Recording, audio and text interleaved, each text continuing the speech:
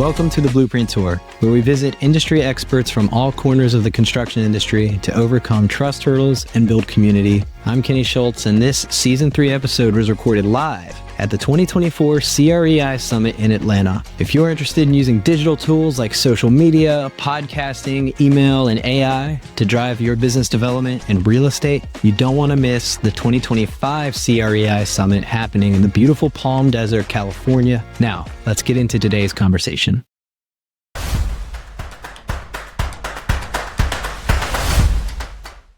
Kenny and Carter here again with Tanya, who we met. We are MEP engineers on the search through the country to unpack and uncover all things construction, all things real estate. So yeah, give us a quick intro. Tell us about yourself. All right. So my name is Tanya Ragan. I'm from Dallas, Texas. I work in real estate investment, development. My specialty's historic rehab, and my motto is creating the user experience, the authentic experience, whether you live, work, or play.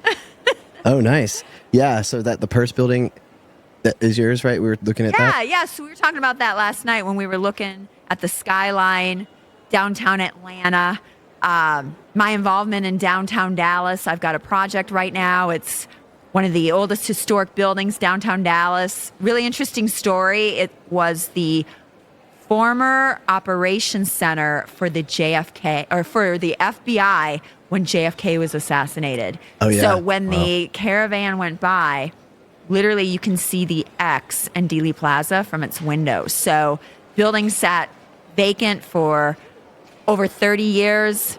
I bought it just before the pandemic, went through, rehabbed it, took it to Shell, brought her back to her glory. Mm-hmm. And now we are, we're renovating it and looking at going and utilizing it as a boutique hotel. So nice. Really interesting story. Yeah. So I'm sure with adaptive reuse like that, you uncover all types of surprises in construction. Oh, yeah. Well, what was really interesting is, one of the reasons why it sat empty for so long, frankly, was other developers were afraid of what they were going to find when they started peeling back all the layers. Yep. And, there was that uncertainty with its age, what you were going to find. Last occupied in the early 90s, it was just layers of carpet, small offices, very, very, what you would expect from that period.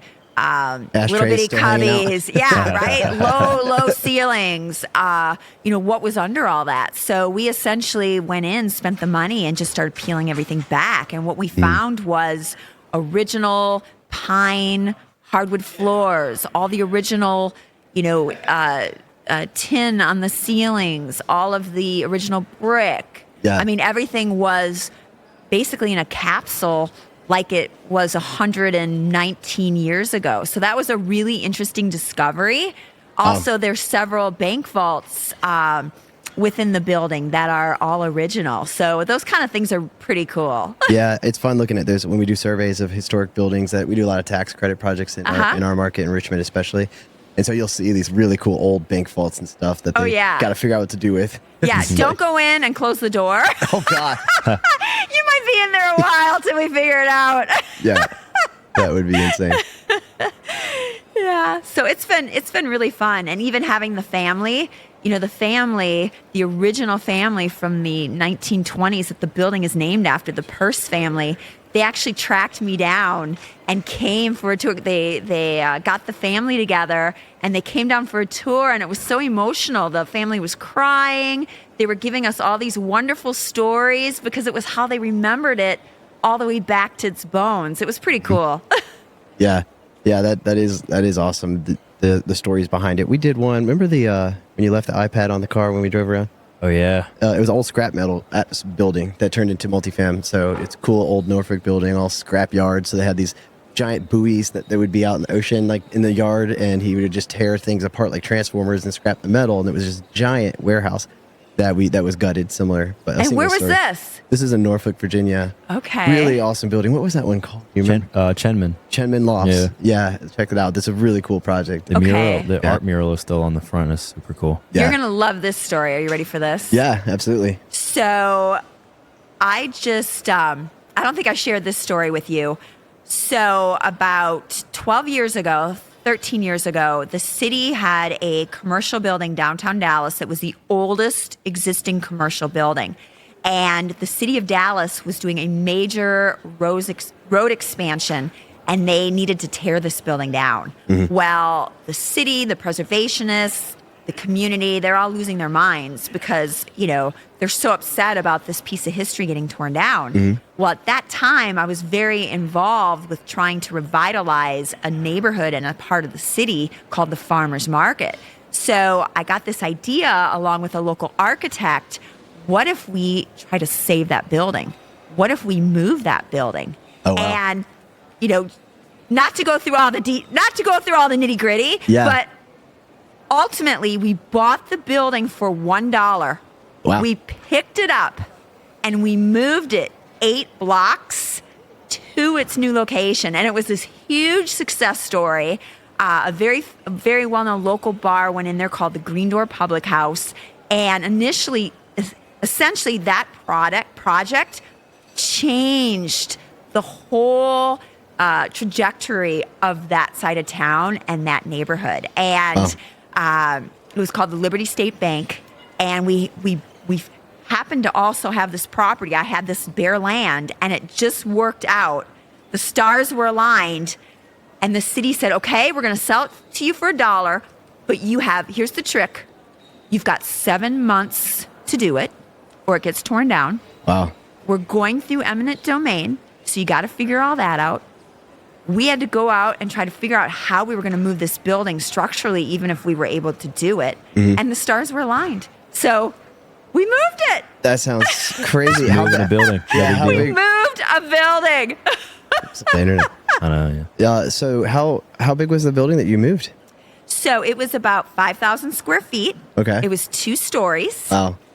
And another interesting piece of it, when we started taking it apart, we actually had to go underground, sort of clamp it and move it in sections. And when we relocated it and took everything apart, on the front facade, we found all of the original cast iron, all of the original entry, Yeah.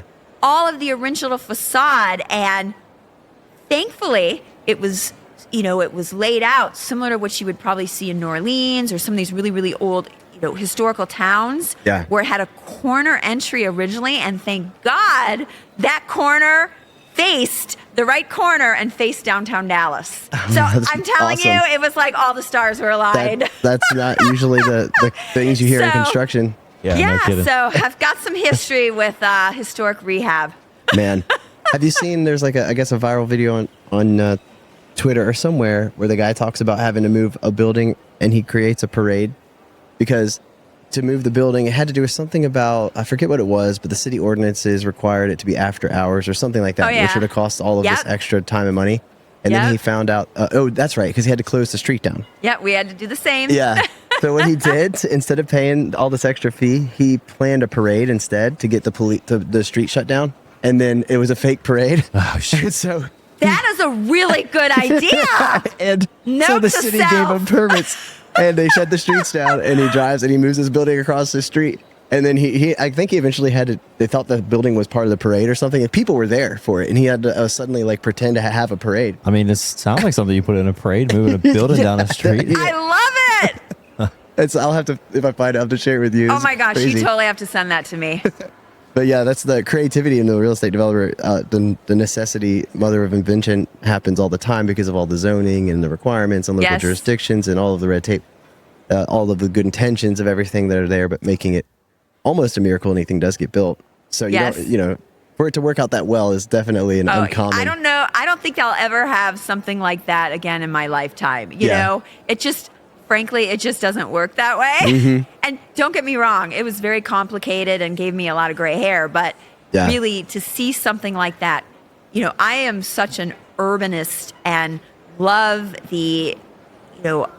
I'm so passionate about the urban core and, creating these special neighborhoods and being able to be part of something like that and see how it impacted that side of town. And ultimately now today, that area of town is the largest residential district in all of downtown Dallas. So to see that area of town blossom and play some small part in that has been incredibly rewarding. Yeah. Yeah, that is wild. And what brought you into the real estate early on? Like, It's a long, long story. I am a perfect example that skill set is transferable. And, you can apply those skills to just about anything. I actually have a fashion background. Oh, okay. I started okay, out. Of course, you run that award. Just won the Best Dressed Award of the CREI Summit. I love a full suit. Have a strong love for fashion. That's where I started. So I was working in New York City. I worked with several Fortune 500 fashion companies, had a very strong product development background. And at a certain point, I recognized that I had kind of met my cap, I felt, within the company that I was working for, and started kicking around, hey, I'm an entrepreneur at heart. I do a lot with product development. I do business development. I'm relationship-based. I have a strong business background. I kind of want to go out on my own. I really feel like my core, I'm an entrepreneur. Yeah. What's next for me? Living in New York, so expensive. Yeah. How long do I have to make it? My apartment's up for renewal. How do I find a space? Am I going to an executive suite? How am I going to survive? And ultimately, I learned of an opportunity in Dallas, Texas, working in the oil and gas field. Okay. I know, total switch. Sounds crazy. Yeah. At the time, Dallas was having the North Texas DFW had the largest natural gas play in North America. And I had, since I was in my 20s, managed very, very fractionalized family interests. And I thought, well, I had somebody that I knew that was working in the Barnett Shale. And I thought, here, maybe I could move to Dallas. I could still do some consulting on the side, pay the bills, give me some more time to see if I can get something going. And I went to Dallas, spent a few weeks, thought, hey, I think I can make it work here. It'll buy me some time. Yeah. Went back, broke up with my boyfriend, got rid of my stuff, and I moved to Dallas, Texas. That's the Cliff Notes version. Yeah. And the rest is history. Yeah. You were in New York City? So Yeah. were you born in that area, or did you come? I'm from Minnesota. Okay. Yeah, I'm from You're Minnesota. hopping all over the place. I know. It's hard to keep track of. Yeah. So big city fashion brought you to New York. Yeah, so I'm a small town girl. Graduated with 6 people from high school. Wait, is that for real? 6 For real. people? Wow. Jeez. 6 people. Who were you? All girls. That's wild. That is a small town. Yeah. So yeah, going to New York's a little bit different. Yeah. I had big aspirations. Yeah. In New York, they have food past 10 p.m. I heard. Yeah, not here. Yeah. As much as I love Atlanta and where we're staying, not being able to find a burger or a good place to eat after 10 o'clock is like brutal. Yeah, but they'll serve you beer. Yeah, you can drink till 2 a.m., Yeah. but don't ask for a cracker. For real, it sucked. Like we went to one place, they said, well, down there they're open till 11. Like, is there a vending machine? Yeah. Yeah, like in Japan, you could just get, they got vending machines for everything. It's like, man, we're about to DoorDash some food over here. Yeah. Oh, yeah. How about Dallas? Do they eat past 10 in Dallas? Oh yeah, it's a late crowd, and I don't know if this is a real data fact or not. I'm just gonna sort of improvise, but I've heard that Dallas has more restaurants per capita than New York City. Really? Yeah, we have a man. big. I mean, there are such great restaurants, and when concepts from other markets want to test that product or test those concepts, they test them in Dallas because we're such foodies. Yeah. So yeah, there's so much at your fingertips, and we have a great restaurant scene, and you can eat late. Yes. See, we'll Good be to know. fine when we come out there. It's funny because we were talking. There's a lot of folks in the DFW, I guess, area, Yeah. right? And just here tonight, and so or last night we were talking about doing like a dedicated kind of. We'll travel out there and just set up a couple days of You touring. need to, and I Be have fun. the perfect spot for you, the Purse Building. Yeah, I know. That's I mean, gonna the be cool. rooftop view totally unobstructed of all of downtown Dallas. Yeah, really? Yeah. You know the Nice. view you had here Yeah. on top of this hotel that you thought was so great? Yeah. The view on top of the Purse building, 1,000 times better. Oh, wow. Because you're right in the heart of it. You can see everything. That's so cool. You need to come. Yeah, for sure. To get like a shot of us talking, you see it behind yeah. us. Yeah, that'd be so cool. Well, we might have to do a couple out there on that view, just because that sounds like. You need to come. best. And all the Texas representation here, it's because Texas is where it's at. Yeah, I see it in Texas. Yeah, Texas and Florida and LA. They're like just huge on the. Yep. A lot of people on Twitter. And Yeah. Also A lot of Ohio. Floridans. Yeah, Florida. Because we were Yeah. thinking about doing another dedicated like Florida trip because we just noticed we've been meeting so many people. Yeah. To Miami and then to Orlando and all of Florida. Huge market. It's funny. Who were we talking to last night that said Florida doesn't count as the South? Was it Kids? Kids, yeah. I We were think- talking to them, yeah. Which makes sense because nobody in Florida is actually from the South. They come from Right. everywhere else. Well, that's Texas now too. I mean, Really? like downtown, you talk to the people around you, and everyone's from someplace else. Yeah. Really. Yeah, that's wild. So, what is how intimately are you involved with the construction process? Some of the developers we talk to are just finance side. They have the construction partner, and like Tom Dickey is a partner at Monument that we work with a lot. He's very, very much into the construction, but his partner is finance. Doesn't even think about what happens. Are you nitty gritty into the construction? Extremely. Yeah. I'm very hands-on. Yeah. And there's not a lot like me. For a lot of reasons. That's great. Especially in my market. I mean, I'm the only woman in the downtown market. Oh wow, yeah. So being female, that right there kind of sets you apart. Second of all, I use a lot of my own capital. Okay. Third, I'm very, very small, which makes me nimble. But, pre-pandemic, there were a few handful of folks that I would consider my peer group that, basically we were very, very similar, hands-on, local developers, local investors, relatively small. You flash forward post-pandemic and, I'm sort of the last woman standing. I say last you man almost standing, last woman standing. And especially with the growth in our market and the investment that you've seen take place international, it's institutional, it's very, very large, it's big corporations, it's REITs, and all of a sudden I'm sort of the sort of the solo guy that operates the way I do. Yeah. So very, very hands-on. I do have investment partners. I do go out and raise capital. Okay. So anyone out there Yeah. who's interested in being involved in historic rehab, urban revitalization, I do mixed use, I do retail, not so much office right now. Prior I did office, but I'm hands-on. I raise the money, I go out and I find all the financing. I work through the process with the historic credits. Now I do have people on my team and people that I outsource for those things. I have a hard, very, very core group that I work with, but I contract a lot of that. So I know just enough to be enough of the expert on all those things, and then I have those partners that I outsource with from a contract basis to kind of help get me across the finish line.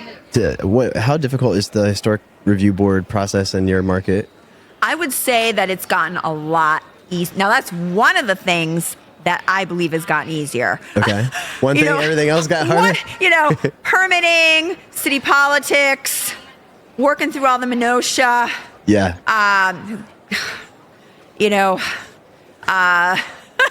That has gotten very, very lengthy and difficult, increase in construction costs. I would say the tax credit side of it, when I started, Texas is one of the largest markets and fastest growing for utilizing the historic tax credit program. Yeah. So, and they are really, really, they're so easy to work with.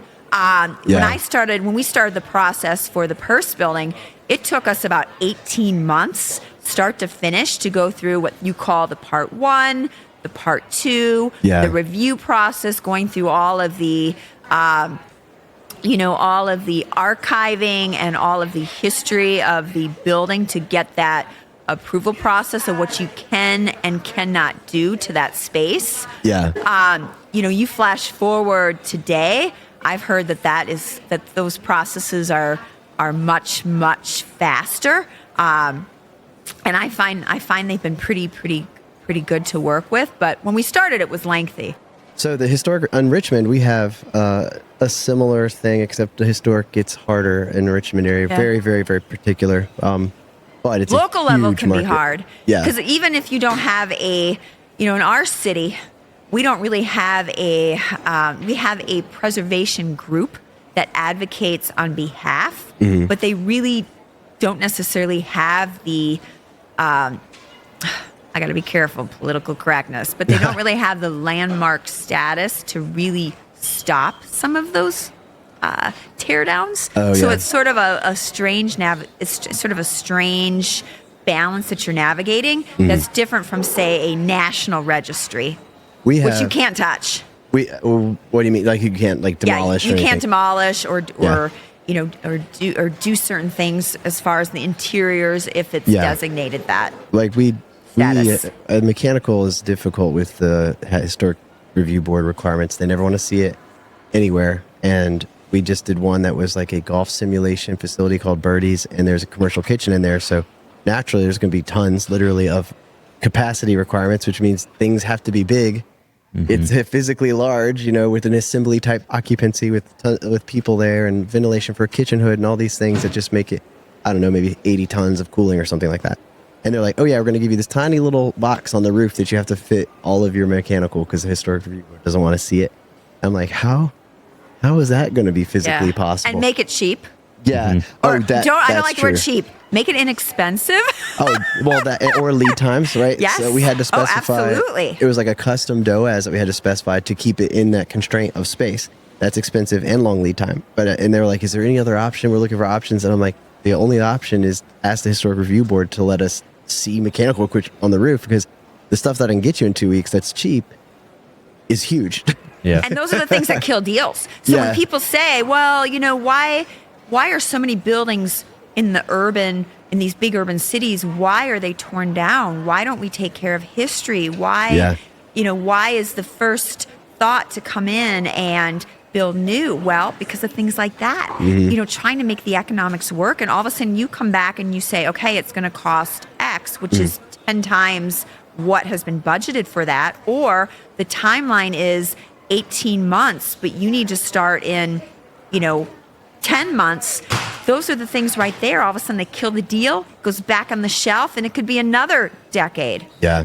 It's wild to track it. I don't know how developers have the patience or stress tolerance to deal with the constant curveball that seems like every single other day, because we only get called when it's an MEP curveball, right, to help solve. But I mean, it's just MEP, architecture, structural, coordination, permitting, zoning, inspections, all. I like to tell people doing historic rehab is like being in an abusive relationship. I mean, that's a horrible metaphor. I can relate to that. Oh, okay, I'm back. Whap!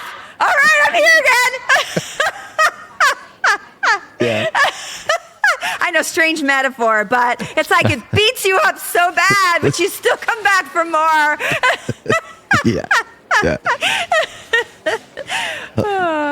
So they're the special type of pain, I guess, the developers we just like the pain, I guess. Yeah. It's the art of the deal. We really are, I think, motivated about the art of the deal and pushing ourselves just to push that, kind of closer and closer to that edge without going over. Yeah, absolutely. This is awesome. Well, we'll do. I know you got to get back. Yeah. And there's we might try to get a couple more here. Great. But when we come out your way, it'll be a longer I can't wait. You're invited. We're going to coordinate everybody. We're going to get you. We're going to get you downtown where there's food to eat after midnight and on top of the Purse building. Cool. All right. Thank Thanks, you so much for coming. Historic riff. I appreciate that as an engineer. Thank you so much, Tanya. We'll see you next time. All right, thanks.